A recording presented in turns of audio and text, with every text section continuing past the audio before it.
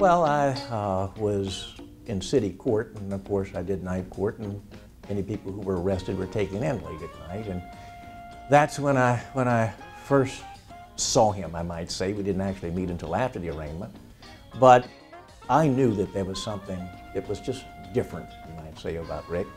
Not exactly sure how accurate that story is by former Louisiana Congressman and current lobbyist Jimmy Hayes regarding he and Rick Richard's first encounter, but what is true is, well, there is something different about Rick Richard. Simply attending and passing LSU Law School is a full-time venture for most law students. However, Rick Richard not only excelled in the classroom, but also made the time to create and write for The Civilian, the student-run newspaper. In 1976, he helped organize and write the first Assault and Flattery show. Truth is, while Rick Richard enjoyed passing a good time, his modus operandi was really all about hard work and getting the job done. Following his journalism undergraduate degree from LSU and his graduation from the LSU Law Center in 1977, the former Student Bar Association president worked for a short time at a Baton Rouge law firm. But then opportunity came calling. Senator J. Bennett Johnston had put the call out for a legislative assistant to help with the ranking Democrats' powerful Energy Committee. Rick Richard decided he would leave Louisiana and head to the nation's capital. It wasn't long before Senator Johnston came to recognize his abilities. We would have bills up to be negotiated with the House, and I would send Rick as my representative. And Rick was so disarming and so friendly that he would, it seemed as though he would always prevail in his negotiations. While in Washington, Richard went back to school. He received his master's degree in taxation from Georgetown University. It was not long after that Richard was recommended by President Ronald Reagan to head the Federal Energy Regulatory Commission, no doubt a powerful position, especially for someone who had yet to see their 30th birthday. Rick Richard has a great gift, and the gift that he is he is able to be a CEO, but to be what would be a coach's coach if it were athletics. Somebody who will have those who are working with him and for him very much see in him someone they want to be able to succeed for. Following his 3-year stint as commissioner of the Federal Energy Regulatory Commission, Richard embarked on a different quest, working in the private sector for energy companies. And not just working, but running those companies, and in some case, turning them around and resurrecting some from bankruptcy.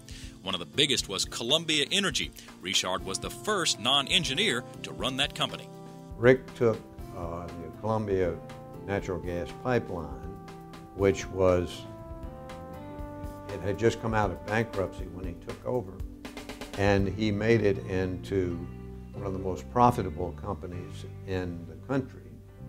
In 2000, Richard, his wife Donna, and their son David moved back home to Lake Charles. It was here where Donna and Rick originally met while attending high school. They've been together for 37 years, and while Donna and Rick enjoyed their years in Washington, they know that this is home. In Lake Charles, he has not retired. He's still on some boards around the country, energy boards, but not only that, he wants to give back to this Lake Charles. And we both discovered we love old homes, old buildings, preservation. We've gotten into it in a big way, which we didn't set out to do that, but we just have. When Rick came to town, he wanted to get involved in the community, and he didn't want to just be involved, he wanted to give back to the community. Today, Rick Richard is giving back to his hometown in a number of ways. His new company, Empire of the Seed, an umbrella organization that includes preservation of older buildings for adaptive reuse, such as the Lake Charles Calcasieu Marine Bank and the nearby Cash and Carry building. These buildings act as a host for creative individuals, functions, and projects for the preservation and creation of cultural interests in downtown Lake Charles. Empire of the Seed is also involved in consulting projects involving energy and business development in both southwest Louisiana and the nation at large. If every community could have 100 Rick Richards, every community would be a success. In addition to his ongoing community involvement and his Empire of the Seed company, Richard is also chairman of Clean Fuels USA. Clean Fuels USA provides alternative fuel solutions that are both economical and environmentally beneficial.